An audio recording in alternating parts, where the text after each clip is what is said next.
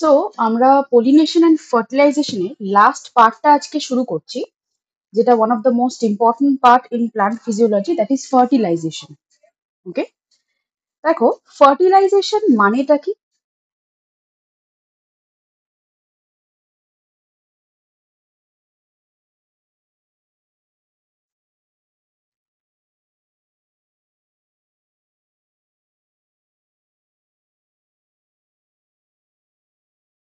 আমরা জুনিয়র ক্লাসেও পড়েছি যে ফার্টিলাইজেশন কথাটার মানে হচ্ছে ইউনিয়ন অথবা fusion of male and female gametes. এবার এখানে একটা ছোট্ট টার্ম মিসিং আছে। মেল আর ফিমেল গ্যামেট পুরোটা তো মিট করে না, মানে ফিউজ করে না। কোন পোর্শনটুকু করে? শুধুমাত্র নিউক্লিয়াই, মানে নিউক্লিয়াসটা। মেল নিউক্লিয়াস আর ফিমেল গ্যামেটের যে নিউক্লিয়াস, এই দুটো ফিউজ করে নতুন জাইগট তৈরি হওয়ার প্রসিডিওরটাকে বলা হয় ফার্টিলাইজেশন। ঠিক আছে, এবার এই ফার্টিলাইজেশন প্রসেস এর জন্য আমাদের কি কি দরকার? মেল গ্যামেট দরকার আর ফিমেল গ্যামেট দরকার। এবার ফ্লাওয়ারিং প্লান্টসে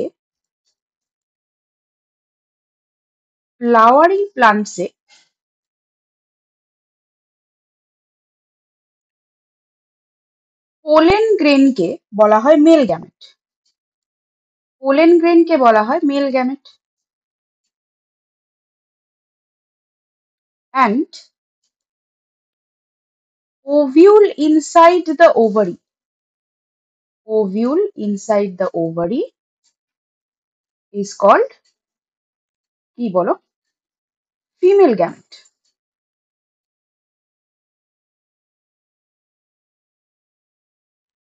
ওকে,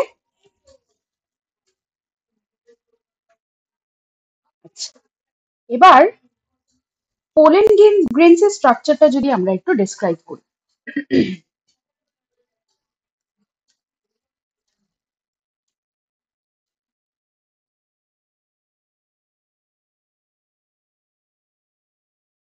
তাহলে একটা যদি একদম টাইনি পোলেন গ্রেনের সম্পর্কে, একটা ইনম্যাচিওর পোলেন গ্রেন যদি আমরা একটা আঁকি, এখানে ডায়াগ্রামেটিক্যালি রিপ্রেজেন্ট করি, তাহলে কিরকম দেখতে হয়? এরকম তো ডট লাইক স্ট্রাকচার হয়। এটাকে যদি আমরা জুম করে স্ট্রাকচার আইডেন্টিফাই করতে চাই, তাহলে অ্যাকচুয়ালি দেখতে হয় পোলেন গ্রেনটাকে এরকম।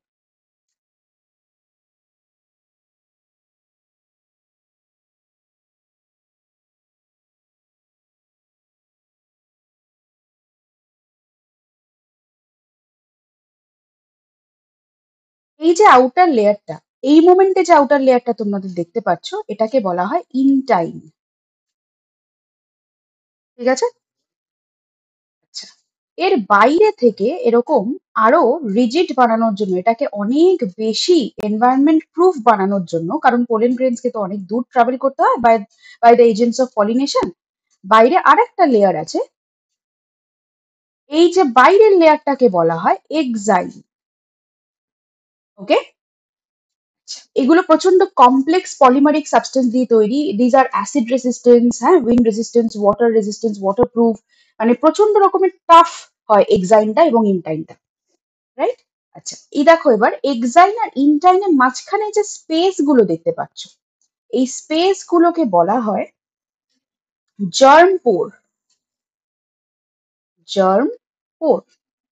ওকে, এবার এই পোলেন গ্রেনের ভেতরে দুটো টাইপের নিউক্লিয়াস থাকে। বড় সাইজের যে নিউক্লিয়াসটা, সেটাকে বলা হয় জেনারেটিভ নিউক্লিয়াস।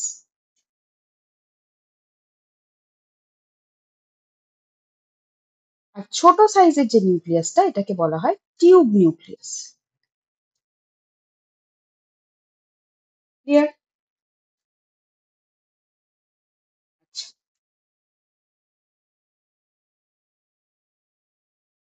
এই জেনারেটিভ নিউক্লিয়াসটাই হচ্ছে actually the male nucleus. Tube নিউক্লিয়াসটা পরবর্তীকালে ডিসইন্টিগ্রেট করে যায়, মানে ব্রেকডাউন করে যায়, কিন্তু জেনারেটিভ নিউক্লিয়াসের সাথেই ফিউশনটা হয়। এটা লিখে রাখো, breaks into two nucleus. Two male nucleus লেখো। ওকে, এবার পোলেন গ্রেনটা যখন স্টিগমার ওপরে পড়ে, ধরো এটা স্টিগমার সারফেস, স্টিগমার ওপরে যখন পোলেন গ্রেন গুলো পড়ে তখন পোলেন গ্রেনের ভেতর থেকে না এরকম টিউব লাইক স্ট্রাকচার্স বেরিয়ে আসে। তো এই স্ট্রাকচারটা আমরা একটা জার্মিনেটিং পোলেন গ্রেনের ভেতরে যদি যদি ডায়াগ্রামটা করতে চাই তাহলে কিরকম ভাবে রিপ্রেজেন্ট করতে পারি? দেখো, এই যে জার্ম পোর গুলো আছে না, এই যে জার্ম পোর, এই জার্ম পোর গুলো থেকে এই টিউব নিউক্লিয়াস বেরিয়ে আসে। যে কোনো একটা জার্ম পোর থেকে একটা টিউব নিউক্লিয়াস টাইপের বা একটা টিউব বেরিয়ে আসে, পোলেন টিউব বলা হয়। সেই পোলেন টিউবের মধ্যেই টিউব নিউক্লিয়াসটা এবং জার্মিনেটিভ নিউক্লিয়াসটা বা জেনারেটিভ নিউক্লিয়াসটা বেরিয়ে আসে। তো যদি আমরা একটা জার্মিনেটিং পোলেন গ্রেন, ম্যাচিওর পোলেন গ্রেনের ডায়াগ্রাম করি তাহলে কিরকম দেখতে লাগবে?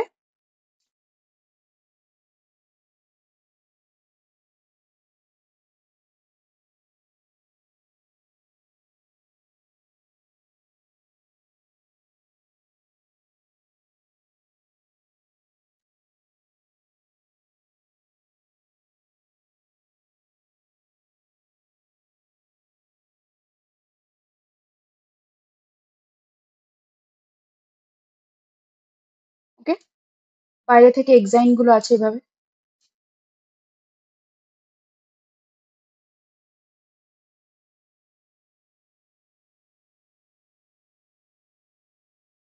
ঠিক আছে, তাহলে এটা হচ্ছে আমাদের কি বলো, আউটার মোস্ট কাভারিংটা এক্সাইন, এটা হচ্ছে গিয়ে আমাদের ইনটাইন।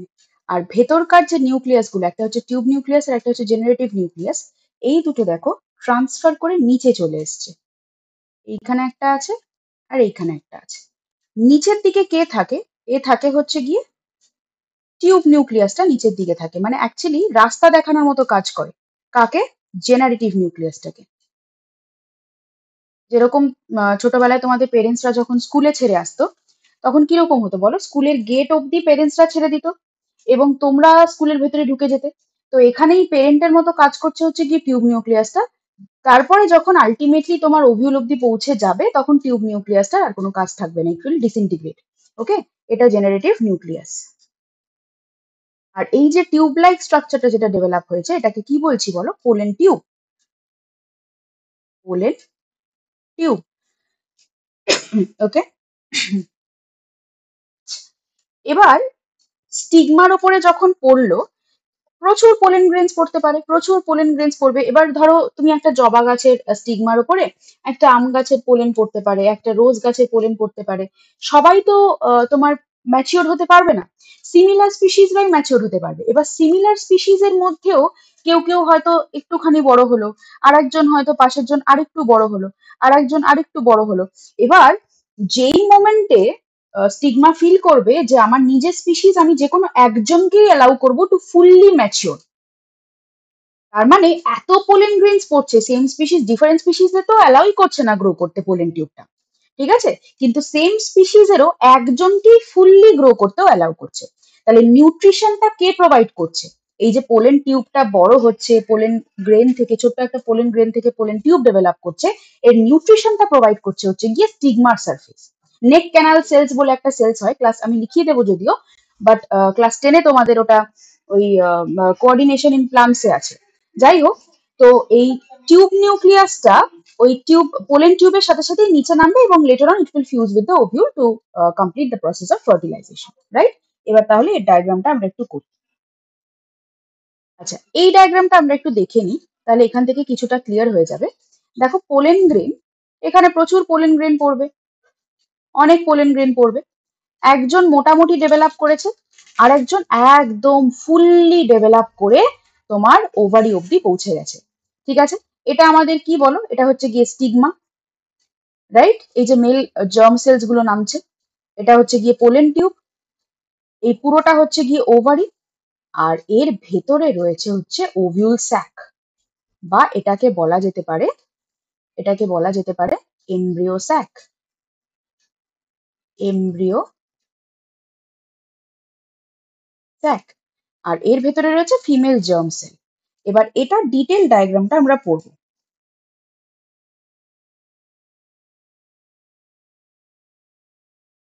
হেডিং দাও দ্য ওভিউল।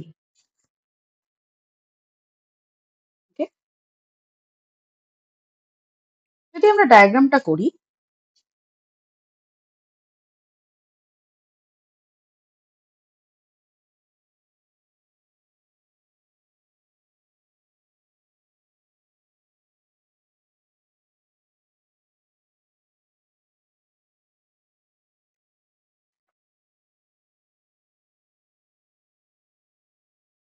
এটা একটা পেস্টিল বা কার্পেলের ডায়াগ্রাম করছি।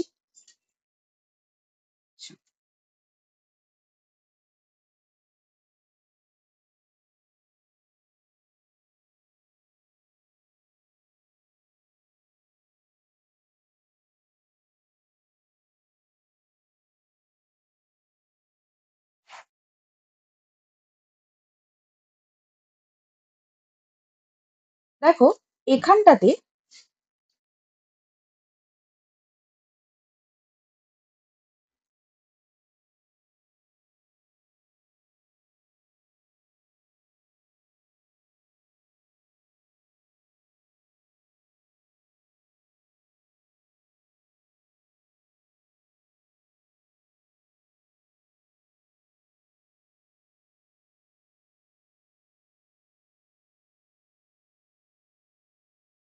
ঠিক আছে,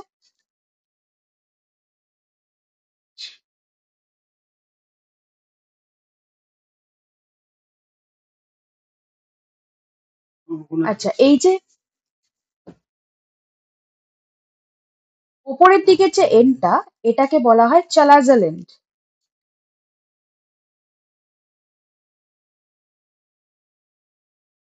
আর নিচের দিকের যে এন্ডটা, এটাকে বলা হয় মাইক্রোপাইলার এন্ড।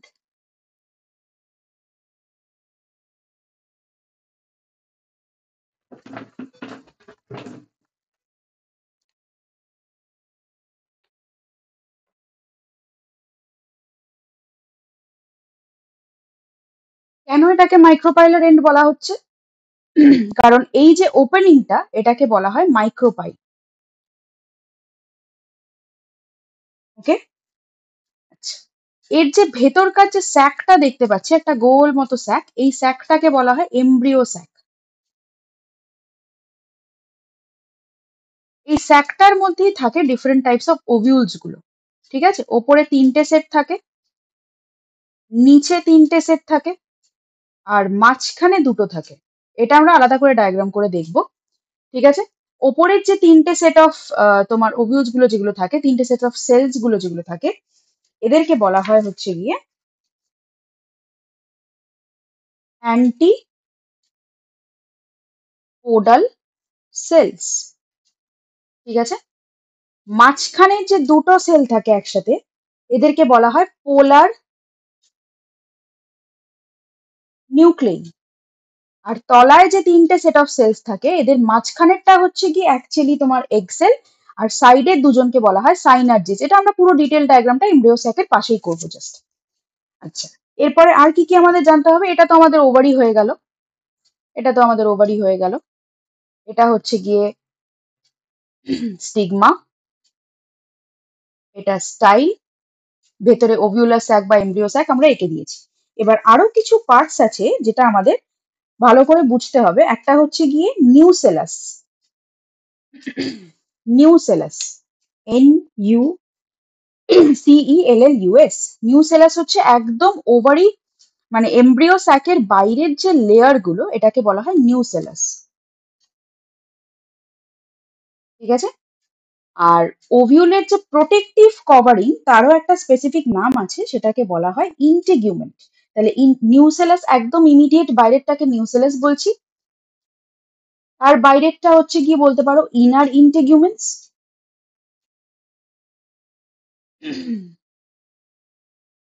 আর তার বাইরে যদি কোনো কোনো ফ্লাওয়ার বিশিষ্ট যদি আরো একটা লেয়ার থাকে, তাহলে সেটা হয়ে যায় আমাদের আউটার ইন্টিগুমেন্ট।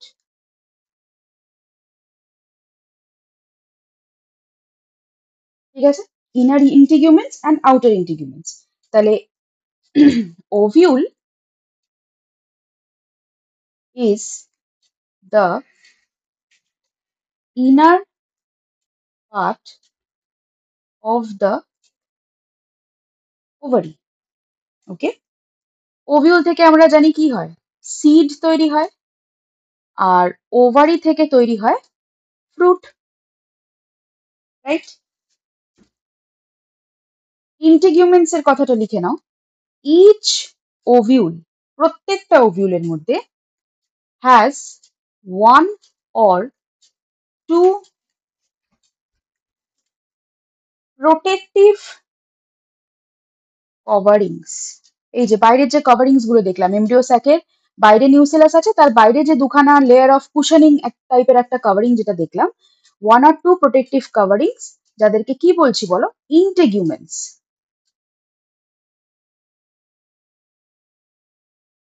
ওকে, আচ্ছা, এই ইন্টিগুমেন্টস এর মাঝখানে যে স্মল ওপেনিংটা দেখতে পেলাম, দেখো এই যে লেয়ারটার মাঝখানে যে স্মল ওপেনিংটা আছে, এটাকে কি বলছি বলো? মাইক্রোপাইল। তাহলে লেখো দ্য ইন্টিগুমেন্টস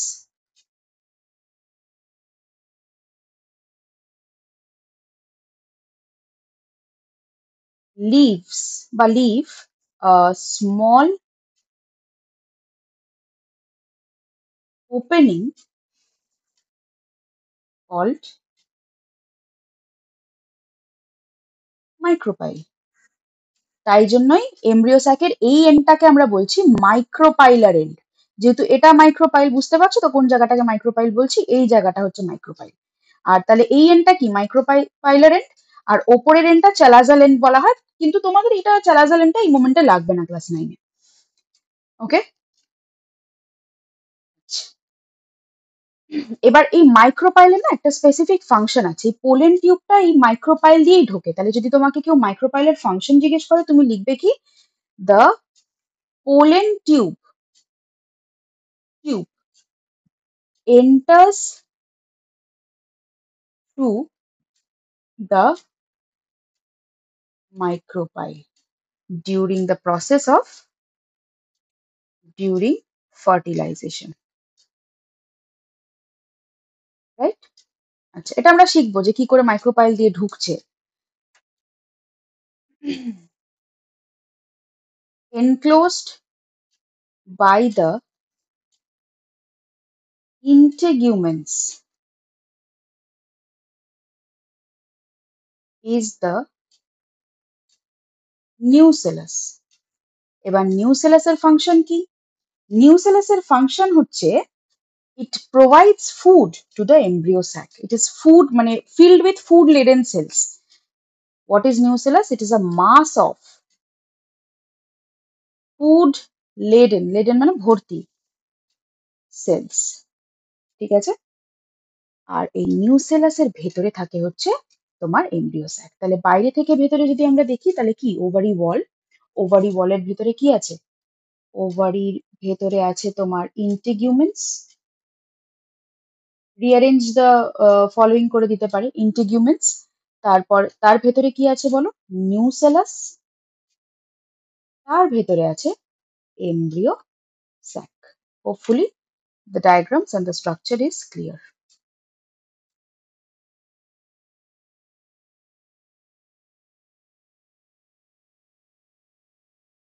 Okay,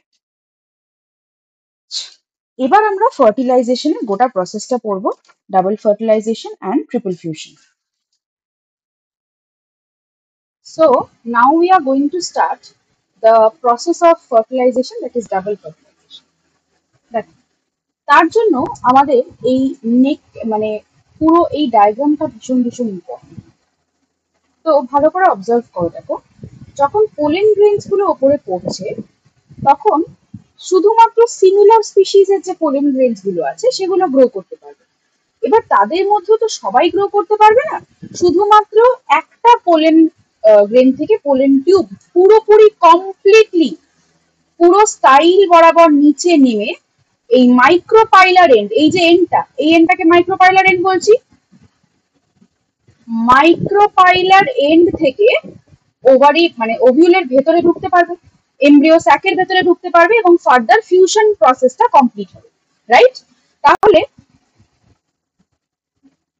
আমাদের সবার আগে যেটা দরকার সেটা হচ্ছে এই এমব্রিও স্যাকের ডায়াগ্রামটা, ভেরি ভেরি ইম্পর্টেন্ট। এমব্রিও স্যাকের ডায়াগ্রামটা দেখা যাক, তোমরা আমার সাথে সাথেই আঁকো।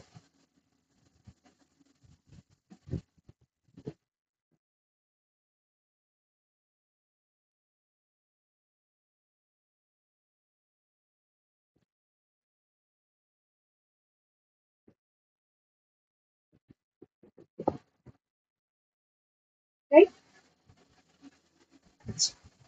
এইখানে তিনটে সেল আছে, এই তিনটে সেলকে কি বলছিলাম আমরা?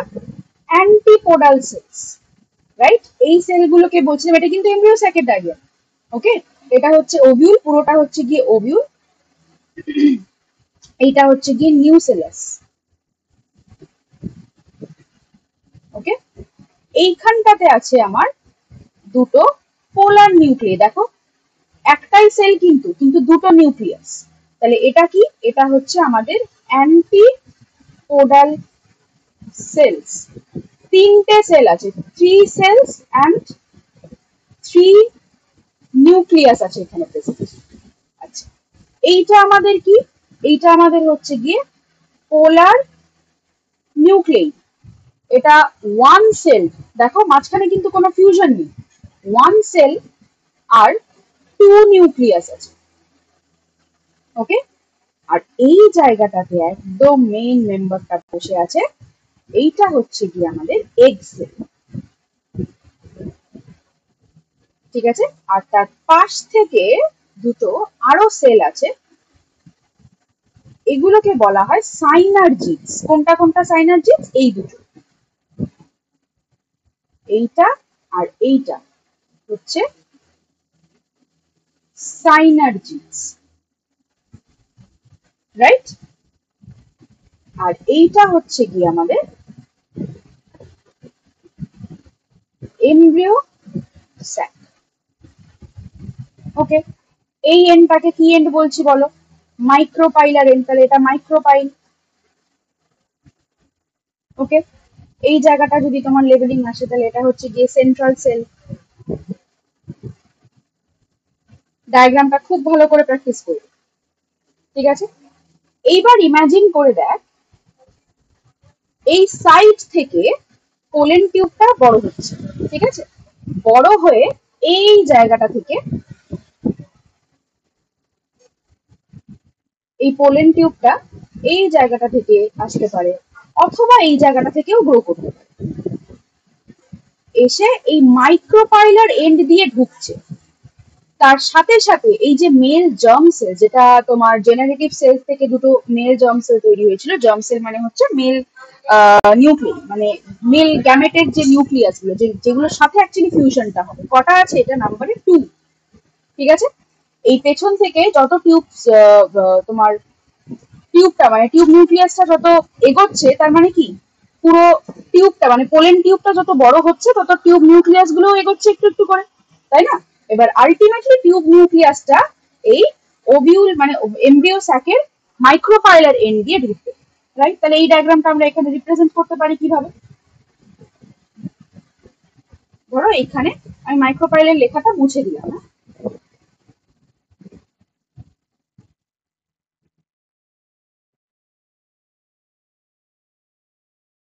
এইখান থেকে ঢুকছে, ধরো সাইড দিয়ে, ওই সাইড দিয়েও ঢুকতে পারতো। তাহলে এখানে কটা নিউক্লিয়াস আছে বল? মেল জার্ম সেল কটা আছে? দুটো আছে। তাহলে এটা তুমি কি রিপ্রেজেন্টেশন করতে পারো? এটা হচ্ছে pollen tube, pollen tube carrying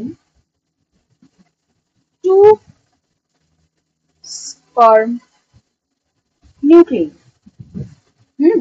tube nucleus কিন্তু ডিজেনারেট করে গেছে, টিউব নিউক্লিয়াস হ্যাজ ডিজেনারেটেড। ওই যে বললাম স্কুলে পৌঁছে দিয়ে তারপরে নিজে ডিজেনারেট করে গেল।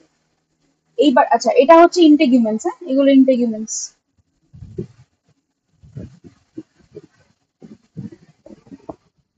এবার কি হবে?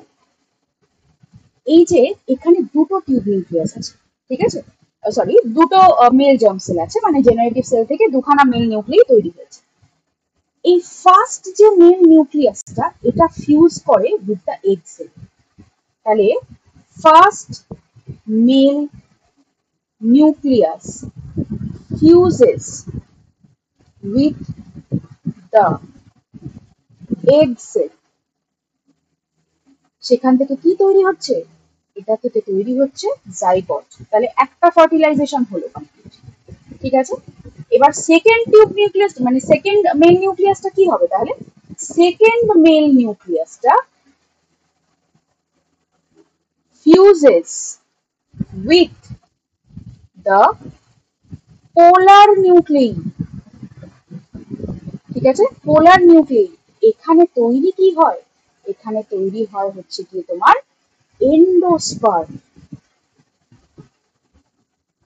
ঠিক আছে। তাহলে কবার ফার্টিলাইজেশন হলো, দুবার ফার্টিলাইজেশন হলো। ফার্স্ট ক্ষেত্রে ফার্স্ট মেল নিউক্লিয়াসটা এগ সেলের সাথে ফিউজ করলো, জাইগট তৈরি হয়ে গেল। সেকেন্ড মেল নিউক্লিয়াসটা পোলার নিউক্লিয়াই, যে পোলার নিউক্লিয়াটার সাথে ফিউজ করলো, তৈরি কি হয়ে গেল বলো, endosperm.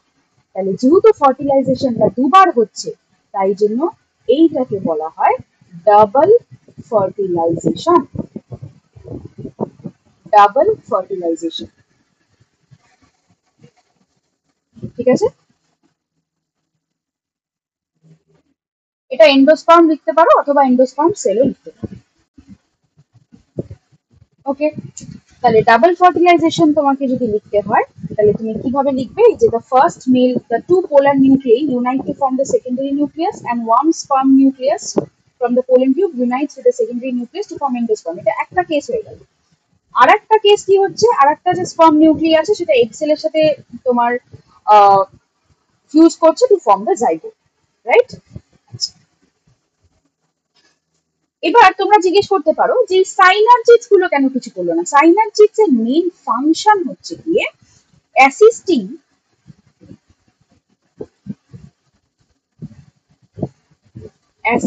the egg cell for the fertilization, ব্যাস।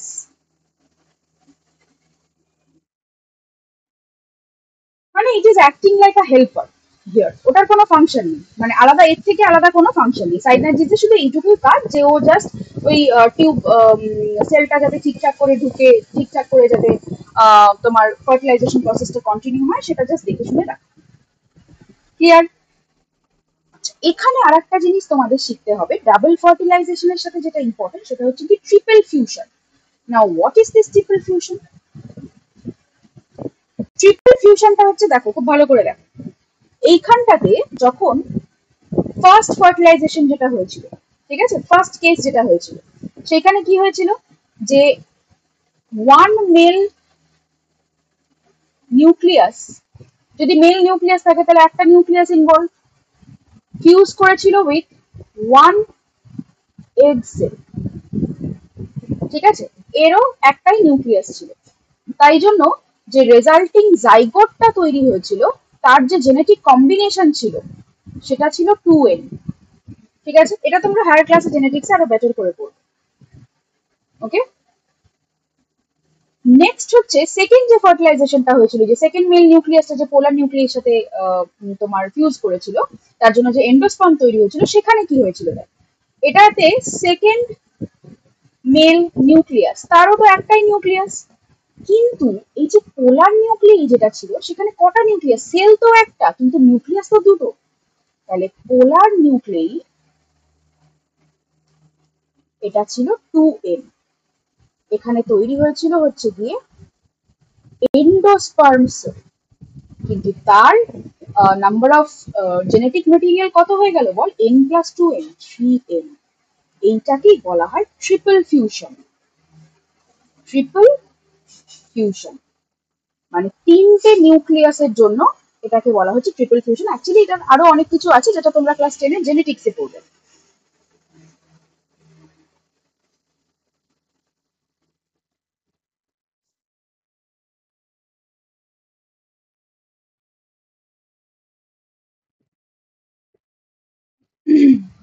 তাহলে যদি তোমাকে ট্রিপল ফিউশনের ডেফিনেশন জিজ্ঞেস করে, কি লিখবে? The fusion of the second male gamete with the centrally located polar nuclei produces a triploid, এই যে 3n কে ট্রিপ্লয়েড বলা হয়, 2n কে ডিপ্লয়েড বলা হয়, produces a triploid primary endosperm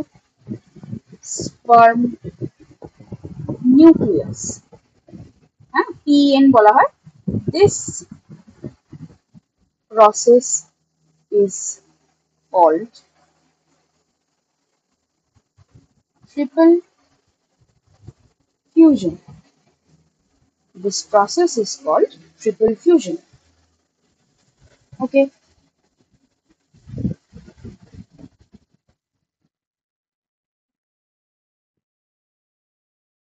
ঠিক আছে।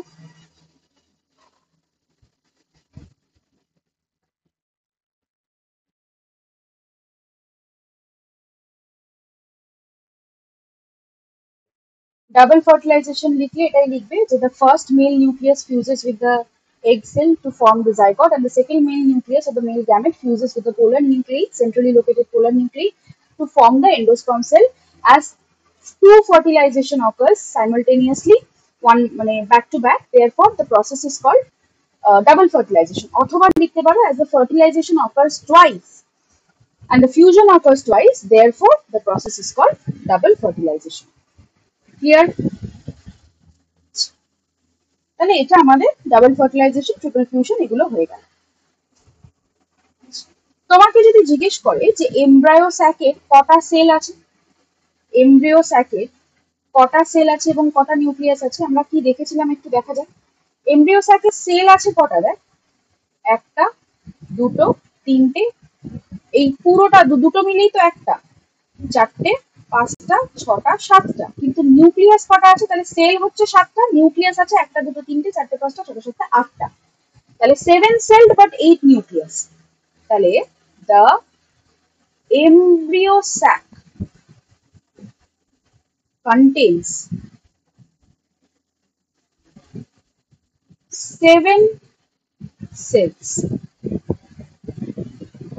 3 plus 3 plus 1, but 8 nucleus. এবার তোমাকে গুছিয়ে লিখতে হবে যদি নাম্বার অফ সেলস তোমাকে জানতে চায়। তাহলে 3 cells at micropylar end আছে, তার মধ্যে 1 egg cell আছে, and দুখানা কি আছে বলো, সাইনার্জিডস আছে। চ্যালাজাল এন্ডে মানে অপোজিট সাইডে 3 cells at opposite end, এদেরকে কি বলছিলাম বলো, অ্যান্টিপোডাল সেলস। এই কোয়েশ্চেনটা ভীষণ ইম্পর্টেন্ট কোয়েশ্চেন। আর মাঝখানে one large central cell containing কটা নিউক্লিয়াস বল, দুটো নিউক্লিয়াই। কি বলছি, পোলার নিউক্লিয়াই। ওকে, তাহলে ফার্টিলাইজেশন আমরা পুরোপুরি বুঝে গেলাম। এবার ফার্টিলাইজেশন হওয়ার পর এই যে পেটালস আছে, ক্যালিক্স আছে, কোরোলা আছে, ওভিউলস আছে, কাদের কি হচ্ছে সেটা একটু আমাদের দেখে নিতে হবে। এটা এই চ্যাপ্টারের লাস্ট। সুন্দর করে গুছিয়ে লিখে নিয়ে পজ করে তারপর এটা কন্টিনিউ করো। Fate of floral parts after fertilisation. Fertilisation হওয়ার পর কি হয়, ওভারি কিসে কনভার্টেড হয় বলো, ফ্রুটে কনভার্টেড হয়, তাই তো। ওভিউল কিসে কনভার্টেড হয়, সিডে কনভার্টেড হয়। আচ্ছা, তারপরে তোমার যদি আমি বলি পেটালস, স্টেমেন্স, স্টাইল, স্টিগমা, যা বেঁচে শুনে অবশিষ্ট রয়েছে এরা সবই কি করে বলো, উইদার্স হবে, withers away and generally fall off, পড়ে যায়, ঝরে যায়, রাইট। ফুল শুকিয়ে যায় না, ফুলের পাপড়িও তো পড়ে যায়। ক্যালিক্স আইদার পড়ে যায়, either falls off or gets dried, ঠিক আছে? যেমন অ্যাপেল অ্যান্ড গুয়াভাতে তোমার ড্রাইড সেপলস থাকে। হুম। কিন্তু ব্রিঞ্জালে তোমার কিন্তু খুব সুন্দরভাবেই সেপলস থাকে। ব্রিঞ্জাল আমরা দেখেছি, ছোটবেলায় আঁকতে শিখেছি ব্রিঞ্জাল, এই যে এরকম থাকে না, এই যে এটাই তো আমাদের ক্যালিক্স, রাইট? আচ্ছা,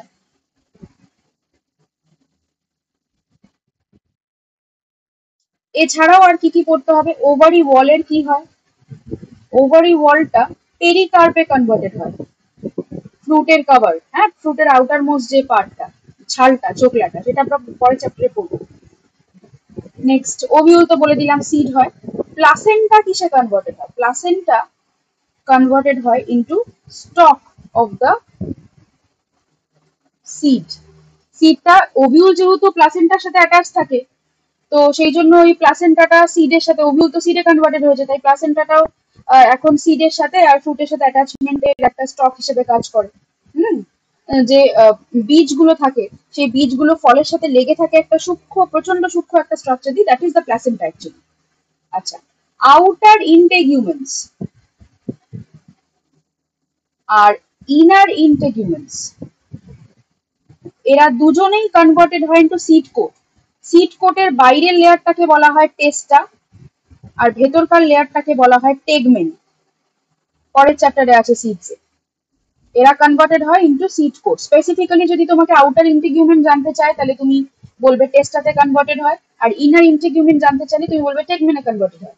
কিন্তু তোমাকে যদি স্পেসিফিক্যালি কিছু না বলে বলে ইন্টিগুমেন্টস কিসে কনভার্টেড হয়, তুমি বলবে সিড কোটে কনভার্টেড হয়। Next, secondary nucleus. Secondary nucleus এটা কনভার্টেড হচ্ছে এন্ডোস্পার্মে, ওই যে ট্রিপল ফিউশনের জন্য যেটা হলো। আচ্ছা, এগ সেল আর সাইনার্জিক্স, এগ সেল আর সাথে তার আয়া সাইনার্জিক্স জাস্ট হেল্প করছে। এরা দুজন মিলে কিসে কনভার্টেড হবে বলো? এগ সেল অ্যান্ড সাইনার্জিক্স, এরা কনভার্টেড হয় হচ্ছে কি এমব্রিওতে। জাইগটের পর তো এমব্রিও ফর্মেশন হয়, এমব্রিওতে ডেভেলপ করে। আর অ্যান্টিপোডাল সেলস এর কথা যদি জিজ্ঞেস করো, অ্যান্টিপোডাল সেলস এর কথা জিজ্ঞেস করলে এরা ডিজেনারেট করে যায় বা ডিসঅর্গানাইজ করে যায়, ঠিক আছে? আর পোলার নিউক্লিয়াই তো ফিউজ করে এন্ডোস্পার্ম তৈরি হয়ে গেছে, সো এখানে আর নতুন করে বলার কিছু। তো this ends our chapter fertilisation, the sub part fertilisation, the chapter pollination and fertilisation. খুব ভালো করে পড়ো and solve all the questions behind your book and appear for the examination.